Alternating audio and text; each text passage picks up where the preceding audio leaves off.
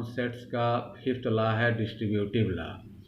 इसका first part है A union B intersection C is equal to A union B intersection A union C. तो यहाँ बाहर union है, अंदर इंटरसेक्शन है, और यहाँ यूनियन जो है इंटरसेक्शन पर डिस्ट्रीब्यूट हो रहा है। तो वहीं ए यूनियन बी हो गया और यहाँ इंटरसेक्शन है तो बीच में इंटरसेक्शन, फिर ए यूनियन सी। तो हम लोग कह सकते हैं कि यूनियन जो है इंटरसेक्शन पर डिस्ट्रीब्यूट हो रहा है। तो इसको वेन डायग्राम से आसानी से प्रूव किया जा सकता है। तो वेन डायग्राम से इसको प्रूव करने के लिए ए सेट हो गया, ये बी सेट और ये सी तीन सेट बनाए गए। और सबसे पहले ये जो दिखाया गया बी इंटरसेक्शन सी, जो कि बी और सी में कॉमन है, ये पार्ट जो है शेडेड पार्ट यही हो गया बी इंटरसेक्शन सी। इसके बाद बी फिगर में दिखाया गया A union B intersection C. तो बी इंटरसेक्शन सी तो फर्स्ट फिगर में ये था ही, और इसके साथ अगर ए का यूनियन कर दें तो ए भी इसी में मिल जाएगा, तो ऐसा फिगर बन जाएगा। मतलब इसमें ए के भी सभी मेंबर हो गए और बी इंटरसेक्शन सी जो बी सी में कॉमन है उसके भी मेंबर आ जाएंगे। तो ये हो गया A union B intersection C का ये वेन डायग्राम। इसके बाद सी फिगर में दिखाया गया है ए यूनियन बी। तो ए यूनियन बी में ए भी सब मिला करके शेडेड कर दिया, तो ए यूनियन बी हो गया। डी में दिखाया गया है ए यूनियन सी, तो ए हो गया और ये सी सेट है, दोनों मिला जुला के शेडेड कर दिया, तो ये ए यूनियन सी हो गया। इसके बाद ई फिगर में दिखाया गया है यहाँ ये सी फिगर जो है ए यूनियन बी और डी फिगर है ए यूनियन सी, दोनों का इंटरसेक्शन कर दिया गया है। A union B intersection A union C, मतलब सी फिगर और डी फिगर दोनों का इंटरसेक्शन किया गया। तो दोनों फिगर का इंटरसेक्शन करेंगे तो दोनों में जो कॉमन है उसको इसमें शेडेड करेंगे। तो दोनों में देखते हैं ए पूरा शेडेड इसमें भी है, इसमें भी है, तो पूरा ए दोनों में कॉमन है तो ए शेडेड हो गया। इसके बाद देखते हैं कि ये जो पार्ट है बी इंटरसेक्शन सी वाला, इसमें भी शेडेड है और इसमें भी शेडेड है, तो यह भी शेडेड कर देंगे, ये कॉमन हो गया। फिर इसमें देखते हैं कि ये बी के अंदर है शेडेड लेकिन इसमें नहीं है, तो ये कॉमन नहीं हुआ तो ये खाली रहेगा। इसमें देखते हैं सी के अंदर है लेकिन यहाँ इसमें नहीं है, तो ये कॉमन नहीं हुआ तो ये भी खाली रहेगा।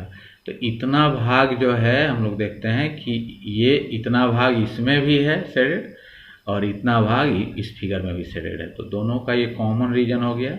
यहीं दोनों का इंटरसेक्शन हो गया, ए यूनियन बी का और ए यूनियन सी का ये इंटरसेक्शन हो गया। तो अब देखा जाए कि बी फिगर जो था, बी फिगर जो है ये, तो बी फिगर और ई फिगर ये दोनों सेम है, दोनों वेन डायग्राम सेम हो गया, दोनों सेट भी इक्वल हो जाएगा। तो बी का जो सेट है A union B intersection C और ई का जो सेट है A union B intersection A union C, ये दोनों सेट भी इक्वल होंगे। वहीं यहाँ नीचे लिख दिया गया है कि from the figures B and E it is clear that A union B intersection C is equal to A union B intersection A union C, hence proved. इसका मतलब हुआ कि फिगर बी और बी फिगर और E figure से यह स्पष्ट है कि ये दोनों सेट जो हैं A union B intersection C और A union B intersection A union C, ये दोनों सेट इक्वल सेट हैं। दोनों फिगर से क्लियर हो जाता है, दोनों का वेन डायग्राम सेम है। डिस्ट्रीब्यूटिव लॉ का सेकंड पार्ट है A intersection B union C is equal to A intersection B union A intersection C. तो यहाँ बाहर इंटरसेक्शन है, अंदर यूनियन है, तो इंटरसेक्शन जो है यूनियन पर डिस्ट्रीब्यूट हो रहा है और ए इंटरसेक्शन बी बन गया और बीच में यूनियन है तो यूनियन दिया गया, फिर ए इंटरसेक्शन सी हो गया। यहाँ पर इंटरसेक्शन यूनियन पर डिस्ट्रीब्यूट हुआ। तो इसको भी वेन डायग्राम से आसानी से प्रूव कर सकते हैं। तो ए बी सी 3 सेट हैं, तो 3 यहाँ पर ये सर्किल बनाए गए, ए सेट हो गया, बी सेट हो गया, सी सेट हो गया। तो पहले ये जो ब्रैकेट में है बी यूनियन सी उसको दर्शाएंगे। तो बी यूनियन सी जो है ये दर्शाया गया है शेडेड पार्ट, बी सी पूरा मिलाकर, बी और सी पूरा शेडेड हो गया। तो बी यूनियन सी का ये वेन डायग्राम हो गया। इसके बाद बी यूनियन सी के साथ ए का इंटरसेक्शन दिखाना होगा। तो ए का इंटरसेक्शन दिखाने के लिए ये जो शेडेड पार्ट है ये बी यूनियन सी का है, और जो भाग ए में भी हो, दोनों में कॉमन हो। तो बी यूनियन सी और ए में कॉमन ये हुआ जो ए के अंदर वाला है। तो ये यहाँ पे दर्शाया गया है। ये भाग जो है बी यूनियन सी में तो है ही, साथ साथ ए सेट के अंदर भी है। तो दोनों का इंटरसेक्शन हो गया, A intersection B union C हो गया, ये दर्शाया गया है। तो LHS का हो गया वेन डायग्राम। अब RHS का बनाना है तो पहले ए इंटरसेक्शन बी दर्शाएंगे। तो वहीं ए सेट, बी सेट, सी सेट दर्शाया गया, और ए इंटरसेक्शन बी जो होगा वो दोनों में ए और बी में जो कॉमन है यहीं ए इंटरसेक्शन बी दर्शाया गया है, शेडेड पार्ट जो है। इसके बाद ए इंटरसेक्शन सी इसमें जो है वो दर्शाया गया डी फिगर में। तो ए इंटरसेक्शन सी जो है यहाँ दर्शाया गया। ए इंटरसेक्शन सी ये है जो ए और सी दोनों में, ये ए सेट है, ये सी सेट, दोनों में ये कॉमन हो गया, कॉमन रीजन हो गया। इसके बाद RHS का बनाएंगे तो दोनों का यूनियन कर देंगे। ए इंटरसेक्शन बी यहाँ पे दर्शाया गया है, A intersection B union A intersection C. तो ए इंटरसेक्शन बी का सी फिगर में बन चुका है, ए इंटरसेक्शन सी का डी फिगर में बन चुका है। तो A intersection B C figure में है और A intersection C D figure में है। दोनों का यूनियन, तो दोनों का यूनियन करेंगे तो दोनों को मिलाकर लिख देंगे। तो इसका भी शेडेड पार्ट आ जाना चाहिए, इसका भी आ जाना चाहिए। इसका शेडेड पार्ट पहले ये शेडेड कर देंगे और इसका भी शेडेड कर देंगे। तो ये भी इसमें आ गया, ये भी इसमें आ गया।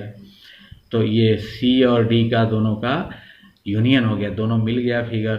तो अब ई जो फिगर बना, ई का जो वेन डायग्राम है और बी का देखा जाए तो दोनों का सेम है, दोनों का शेडेड पार्ट सेम है। तो दोनों सेट भी इक्वल होगा। तो लिख सकते हैं कि बी का जो सेट है A intersection B union C, और ई का जो सेट है A intersection B union A intersection C, दोनों इक्वल सेट होगा।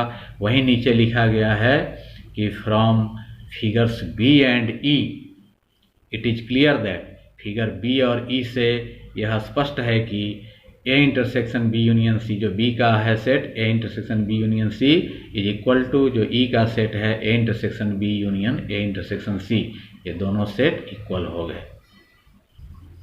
6th लॉ है डिमॉर्गन्स लॉ। डिमॉर्गन मैथमेटिशियन थे, उनका दिया हुआ ये नियम है। इसका भी 2 पार्ट है। फर्स्ट है a complement of A union B is equal to complement of A intersection complement of B. तो इसको प्रूव किया गया है, वेन डायग्राम से आसानी से प्रूव कर सकते हैं। तो ये रेक्टेंगल जो है यूनिवर्सल सेट हो गया, उसी के 2 सबसेट ए और बी उसके अंदर हैं। तो सबसे पहले ये ब्रैकेट वाला ए यूनियन बी दर्शाया गया, पूरा ए बी शेडेड कर दिया, सब पूरा मिला जुला कर ए यूनियन बी हो गया, शेडेड पार्ट दर्शा रहा है। इसके बाद उसका कंप्लीमेंट सेट जो है, तो ए यूनियन बी के कंप्लीमेंट सेट में वही एलिमेंट होगा जो कि यूनिवर्सल सेट में हो लेकिन ए यूनियन बी में ना हो। तो ये जो शेडेड पार्ट दर्शाया गया है यूनिवर्सल सेट में है, मतलब रेक्टेंगल में है, लेकिन ए यूनियन बी में नहीं है। ए यूनियन बी का जो भाग है वो ब्लैंक यहाँ पर है। तो ये शेडेड पार्ट जो है यूनिवर्सल सेट में है लेकिन ए यूनियन बी में नहीं है। यहीं ए यूनियन बी का कंप्लीमेंट सेट हो गया, ये दर्शा रहा है। तो ये फर्स्ट LHS का बन गया वेन डायग्राम। अब RHS का बनाना है तो पहले ए डैश दर्शाया गया, वहीं ए बी दोनों सेट हैं, ये यूनिवर्सल सेट हो गया। तो ए का जो कंप्लीमेंट सेट होगा U difference A, universal set difference A, मतलब जो इसमें वही मेंबर होगा जो यूनिवर्सल सेट में हो लेकिन ए में नहीं हो। तो ये जो शेडेड पार्ट दर्शाया गया है ये यूनिवर्सल सेट में है लेकिन ए में नहीं है, रेक्टेंगल में है लेकिन इस सर्किल में नहीं है। यहीं ए का कॉम्प्लीमेंट सेट हो गया। इसके बाद डी में दर्शाया गया है बी डैश, मतलब बी का कॉम्प्लीमेंट सेट ये है। तो बी का कॉम्प्लीमेंट सेट में वही होगा जो कि यूनिवर्सल सेट में हो लेकिन बी में ना हो। तो ये जो शेडेड पार्ट दर्शाया गया है ये बी के बाहर है, रेक्टेंगल के अंदर है, मतलब यूनिवर्सल सेट में है लेकिन बी सेट में नहीं है, बी के बाहर वाला भाग। तो ये बी का कॉम्प्लीमेंट सेट हो गया। और ई में जो यहाँ RHS में है complement of A intersection complement of B, तो वो दर्शाया गया है। तो ए का कॉम्प्लीमेंट सेट का ये सी है और बी के कॉम्प्लीमेंट सेट का ये डी फिगर है, और दोनों का इंटरसेक्शन करना है। तो दोनों फिगर का इंटरसेक्शन करना है, मतलब दोनों में जो कॉमन है वो इसमें दर्शाना है।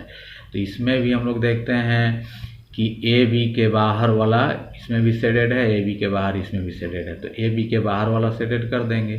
तो ये जो है इतना भाग वो इस फिगर में भी शेडेड है और इतना भाग जो है इस फिगर में भी शेडेड है। और इसमें हम लोग देखते हैं कि इसमें बी के अंदर है शेडेड लेकिन इसमें बी के अंदर खाली है, तो ये कॉमन नहीं हुआ, तो यहाँ बी खाली रह गया। इसमें ए के अंदर शेडेड है लेकिन इसमें खाली है, तो ये कॉमन नहीं हुआ, तो ये भी खाली रह गया। लेकिन ए बी के बाहर का भाग जो है दोनों फिगर में, इस फिगर में भी शेडेड है, इस फिगर में भी शेडेड है, तो यही दोनों का कॉमन रीजन हो गया, मतलब इन दोनों सेट का ये इंटरसेक्शन हो गया। तो अब देखा जाए तो बी फिगर और ई फिगर ये दोनों एक जैसे हैं, तो ये दोनों सेट भी इक्वल होंगे। वही लिखा गया यहाँ पर कि from figures B and E it is clear that complement of A union B is equal to complement of A intersection complement of B। मतलब ये जब दोनों का वेन डायग्राम सेम है तो ये दोनों सेट भी इक्वल होंगे, hence proved. De Morgan's law का सेकंड पार्ट है complement of A intersection B is equal to complement of A union complement of B। तो ये जो है इंटरसेक्शन यूनियन में बदल जाता है, और यहाँ फर्स्ट में था यहाँ यूनियन, तो यहाँ इंटरसेक्शन हो गया था। तो इसको भी वेन डायग्राम से आसानी से प्रूव कर सकते हैं। तो पहले ये ब्रैकेट के अंदर वाला दिखाएंगे, ये यूनिवर्सल सेट हो गया, उसी के दो सबसेट ए और बी उसके अंदर हो गए।